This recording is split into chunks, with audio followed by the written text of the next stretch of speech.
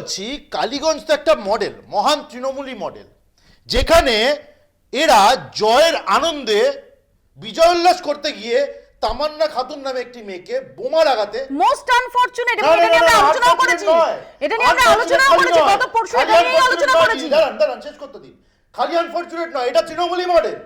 তৃণমূলী model কারণ তামান্না খাতুনের পরিবারের লোক 24 জনের বিরুদ্ধে এফআইআর করেছে, আর এখনো অবধি যা লাস্ট পাওয়া খবর মাত্র 5 জন অ্যারেস্ট হয়েছে। আর কিছুক্ষণ আগে আমার জানা নেই আপনারা চ্যানেলে দেখিয়েছেন কিনা, তৃণমূলের এমএলএ হুমায়ুন কবির ওই সন্তান হারা মায়ের বাড়িতে গেছে, গিয়ে কি করেছে, পয়সা অফার করছে। এই নির্লজ্জ তৃণমূলের এটাই তো মডেল।